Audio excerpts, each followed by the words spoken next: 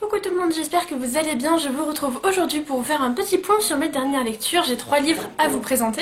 Et on va commencer tout de suite dans l'ordre chronologique dans lequel je les ai lus avec le tome 2 du Nom du Vent. Alors en anglais c'est le tome 2, la moitié du tome 2. En français c'est le tome 2 parce que le tome 2 a été coupé en deux. Donc il y a 2 parties 1 et 2 parties 2, donc ça fait 1, 2, 3 en gros, et moi j'ai lu juste le 2. Donc la première partie, la moitié, et j'ai vraiment adoré. J'essaie de les étaler le maximum parce que tant que le 3 n'a pas été annoncé, j'ai un peu peur de me lancer et d'attendre la suite. Donc là je me suis lancée dans la partie 1, je pense que je vais pas tarder quand même à me lancer dans la partie 2. Mais globalement c'était génial, j'ai replonger à une vitesse folle dans ce livre. Le premier tome, j'ai dû mettre 3 semaines pour le lire. Là, il m'a fallu 1 semaine et demie.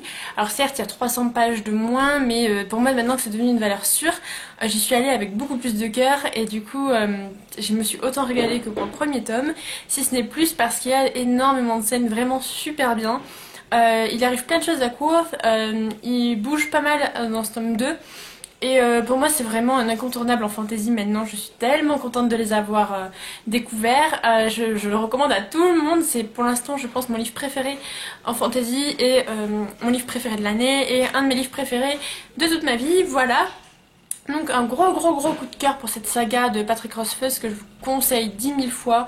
C'est dense, c'est immersif, c'est ultra poétique, c'est très beau. Donc je suis vraiment très contente de les avoir découverts. Il me reste encore 2 tomes à lire, donc je suis très contente. Il me reste la partie 2 du tome 2 et la musique du silence, qui est une sorte de spin-off ou de tome compagnon, quelque chose comme ça. Et c'est un régal. Franchement, je prends énormément de plaisir. C'est une saga gros coup de cœur. Une grosse saga coup de cœur, pardon. Je sais pas trop quoi vous dire de plus sur ce tome étant donné que c'est une suite, mais comme d'habitude on retrouve la plume extrêmement poétique de l'auteur, beaucoup d'action et puis des personnages très attachants et voilà, on s'y croirait, c'est incroyable, le monde qu'a créé l'auteur est fou, donc je vous conseille à fond cette histoire. J'ai ensuite lu Les Décharnés de Paul Clément. C'est un livre auto-édité. J'avais discuté avec lui sur Twitter et il m'avait proposé son livre parce que je cherchais des livres post-apo. Et il a fait un livre sur les zombies. Alors, j'ai un avis extrêmement positif sur ce livre. Et je pense que si vous regardez un peu les avis sur Amazon où il est disponible et sur d'autres sites de lecture, il y a beaucoup de bonnes notes et beaucoup de coups de cœur. C'est un livre qui est disponible en papier à 13 € je crois, donc ça vaut le coup de se lancer. Moi je l'ai lu en numérique parce qu'en ce moment je lâche plus ma liseuse, donc voilà, je l'ai découvert en numérique et ça a été une super découverte puisque on va suivre j'ai oublié le nom du monsieur. On va suivre un vieillard de 50 ans à peu près, c'est pas vieux hein, mais voilà, on va dire que un vieil agriculteur dans sa ferme qui sirote je sais plus quoi sur sa terrasse devant la file d'automobilistes qui sont dans les bouchons pour partir en vacances. C'est l'été, il fait chaud, il se fout bien de leur gueule et manque de peau, il va y avoir un virus zombie parmi ces automobilistes. Ils vont tous s'entrebouffer et l'homme va se réfugier chez lui au 2e étage. Il va devoir survivre comme il peut et il va recueillir une toute jeune fille qui a vu sa mère mourir sous ses yeux. Enfin bref, c'est hyper attachant, les personnages sont très bien, c'est tellement crédible, l'écriture est nickel, ça va très bien avec ce genre de monde, enfin notre monde mais avec ce genre de thème. Moi l'apocalypse c'est vraiment des livres que j'aime énormément. Si vous avez des livres post-apocalyptiques à me conseiller, vous pouvez y aller parce que je suis friande de ce genre d'ouvrage. Donc voilà, je me suis vraiment régalée. Même si j'ai eu des hauts le cœur à plusieurs reprises parce que si on imagine bien les scènes qui sont décrites, c'est très violent, il y va pas de main morte, il explique tout et en même temps c'est la réalité des choses et je pense que ça fait qu'augmenter la crédibilité de l'histoire.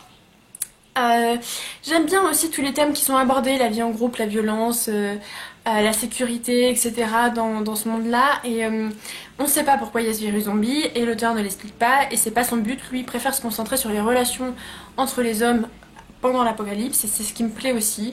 Je trouve que savoir d'où ça vient c'est intéressant, mais moi ce qui me plaît le plus dans les récits post-apocalyptiques c'est comment on vit une société où justement il n'y a plus de société, où il n'y a plus de hiérarchie, etc.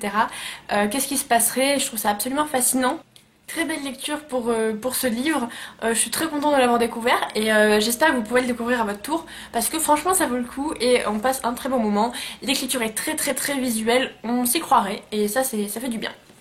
Et enfin, je passe au dernier livre à vous présenter, c'est allé assez vite, mais comme je vous ai fait un point lecture sur la littérature étrangère, finalement ça fait 8 livres, non 7 livres plus quelques-uns que je vous ai présentés dans d'autres vidéos.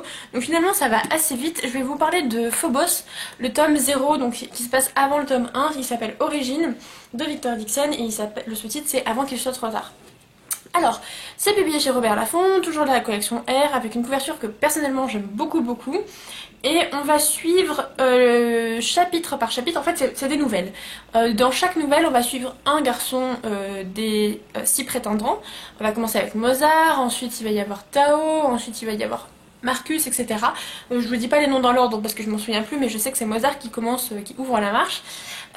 Chaque chapitre, donc chaque nouvelle correspond à un garçon et on va savoir quelles sont leurs motivations, pourquoi ils ont voulu intégrer le programme Genesis ou pourquoi ils n'ont peut-être pas voulu.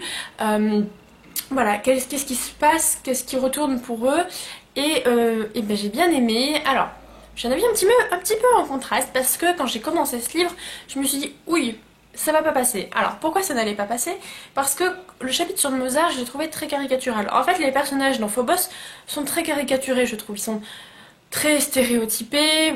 Par exemple, Mozart est dans une favela au Brésil. C'est un pauvre garçon qui est dans un cartel de drogue. Évidemment, son supérieur, c'est un gros violent, un gros dur. Mozart va dealer une fille à une fille de la drogue, et la fille, c'est la fille à papa, capricieuse, tout ce que vous voulez. C'est très dans les clichés, même on voit Serena dans ces passages-là, et pareil, elle est très comme on s'y attendrait en fait, et je pense que ça peut déplaire à beaucoup de monde, et je pense que ceux qui n'ont pas aimé la saga, je pense que c'est par rapport à ça. Ceci étant dit, je trouve que Victor Dixon a une force, une force de rythme et de visuel et de rythme dans son texte, parce que c'est hyper addictif. C'est assez court, ça fait à peu près 300 pages, 300 tout pile, et on voit pas le temps passer. Je l'ai lu en une journée et demie je crois. Il y a tout le temps, hein, juste dans les transports et le soir chez moi, et du coup il y a quelque chose, on veut y revenir, et ça j'aime bien. Je trouve qu'aussi c'est un tome vraiment utile. C'est ce qui me fait peur généralement dans les tomes qui se passent avant ou les tomes spin-off, c'est est-ce que c'est utile à la saga? Et est-ce que c'est pas juste un tome comme ça? Et franchement là non, je trouve que c'est très utile. L'auteur répond à plein de questions concernant les personnages, ça fait du bien d'être un peu à côté des garçons. Et ça m'a plu. Et que dire d'autre? Voilà, donc ça fonctionne très bien au niveau du rythme, etc. Et finalement on se prend au jeu. Et là où c'est assez paradoxal, c'est que les personnages sont très attendus, très stéréotypés, et pourtant ils sont arrivés à me surprendre. À plusieurs reprises, leurs réactions m'ont étonnée. Je me suis fait prendre au piège. J'ai pas vu venir certaines choses, et ça j'ai trouvé ça génial. J'aime me faire surprendre dans la littérature, et là c'est le cas. Donc globalement Phobos c'est surtout du bon divertissement, moi ça me plaît. Si vous n'avez jamais lu de Victor Dixon, je vous conseille de commencer par Animal, parce que Animal c'est un tout autre style, c'est beaucoup plus romanesque au sens descriptif, immersif, on est avec une réécriture de contes. Je conseille en général de commencer Victor Dixon par Animal, parce que je pense que vous seriez déçus si vous commencez par Phobos, étant donné que ces personnages sont un petit peu atypiques. Enfin, justement, ils sont pas atypiques, et ils ne cherchent pas à les rendre particulièrement loin des stéréotypes, au contraire. Et c'est pour ça que je vous conseille pas tout de suite Phobos. Je pense que Phobos m'a plu parce que j'ai déjà donné du crédit à l'auteur avec sa saga Animal, et forcément là ça me plaît, j'aime bien retrouver l'auteur là-dedans. Donc voilà, moi qui est assez difficile en général en young adulte, là ça fonctionne avec moi, donc je sais pas trop quoi vous dire, j'ai hâte de lire les tomes suivants, parce que globalement ça me plaît et ça fonctionne, donc voilà, plutôt une bonne lecture. Je reviens juste un instant, je me rends compte que j'ai complètement oublié de vous parler d'un livre, et pas des moindres. En fait, j'ai pas 3 livres à vous présenter, mais 4, puisque j'ai lu Harry Potter and the Cursed Child, l'enfant maudit en anglais, qui est sorti le 31 juillet. À la base, je pensais faire une vidéo spéciale sur ce livre, mais finalement non.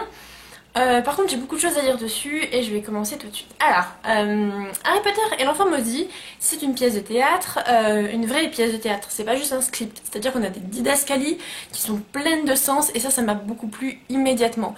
Les didascalies sont pleines de sous-entendus, sont pleines d'émotions, et ça fonctionne bien. C'est pas juste un script que nous a balancé l'auteur après avoir mis en pièce la scène, pas du tout.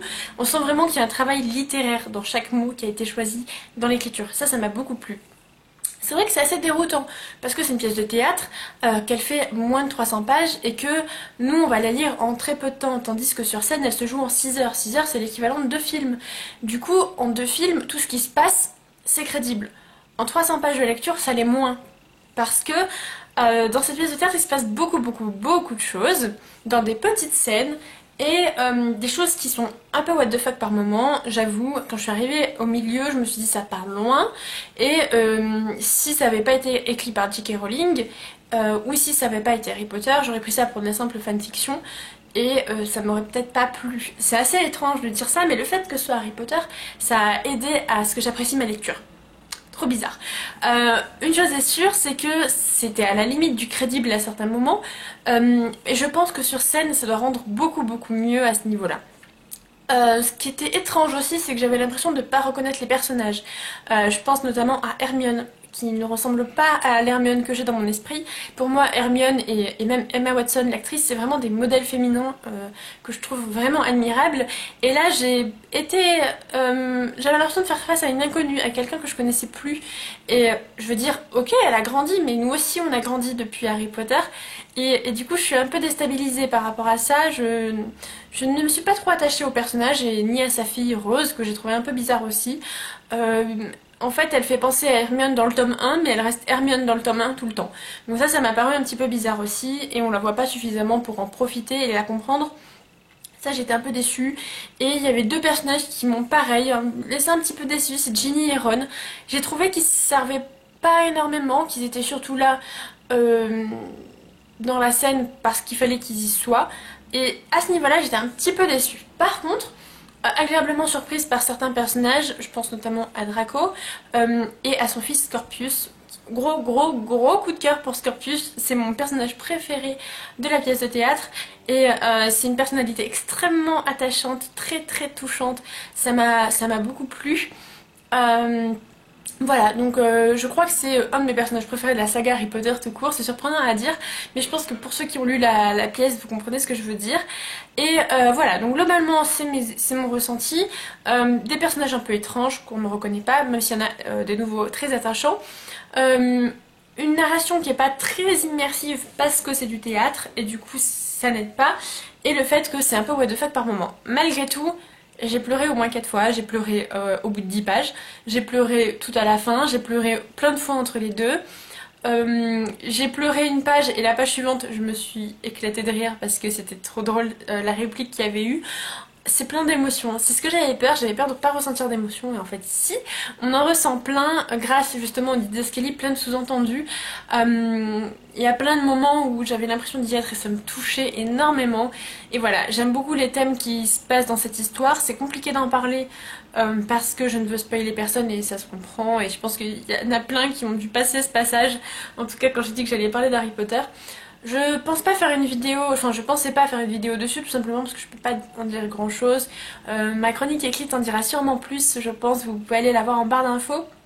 Toujours sans spoiler évidemment. Mais voilà, j'ai plutôt un avis étrange sur ce tome. Je pense que je le relirai plusieurs fois, une prochaine fois en anglais dans quelques temps. Je le relirai quand il sortira en français et j'espère qu'il y aura une sortie DVD parce que je pense que ça prendra tout son sens sur scène. Sur scène, ça nous paraîtra évident, je pense. D'après ce que j'ai vu, les avis sont ultra élogieux pour la pièce de théâtre à Londres. Beaucoup de gens qui ont lu le livre seulement sont un petit peu déroutés et je pense que ça y joue parce que le théâtre c'est aussi fait pour être joué. Et je pense qu'à partir de ce moment-là, ça ira mieux. Donc voilà tout ce que je peux dire. Moi ça m'a... En fait globalement je me ressors avec un sentiment très positif. J'ai adoré. Est-ce que si ça n'avait pas été Harry Potter j'aurais autant aimé? Je suis pas sûre. Est-ce que s'il n'y avait pas marqué J.K. Rowling j'aurais pas autant aimé? Je suis pas sûre non plus. Parce que il y a des éléments qui sont... parfois pas toujours très cohérents, ou alors ça l'est mais c'est à la limite, c'est un petit peu tiré par les cheveux, mais globalement sentiment très positif. Je suis très contente de l'avoir lu, je ne regrette pas, je sais qu'il y a certains d'entre vous qui ne veulent pas le lire, c'est un choix et je me dis que il n'y a rien à perdre à le lire puisque ça fait partie du canon, c'est la suite de l'histoire, c'est comme ça, et en même temps je me dis, je comprends ceux qui veulent pas le lire, mais globalement moi j'ai bien aimé, donc voilà. Et voilà, donc ça a été assez rapide, je vais peut-être pas vous parler de ma lecture en cours. Voilà, 3 lectures ça me paraît bien pour une vidéo. J'espère que ça vous aura donné des idées. En tout cas, comme vous avez pu le voir, c'est 3 bonnes lectures. 3 très très belles lectures d'ailleurs qui m'ont toutes les 3 bien plu et qui m'ont tenu bien le temps aussi. Donc voilà, je suis très contente de les avoir découvertes. J'espère avoir de belles découvertes à vous présenter aussi dans la prochaine vidéo. En attendant, je vous souhaite de belles lectures et surtout, passionnez-vous.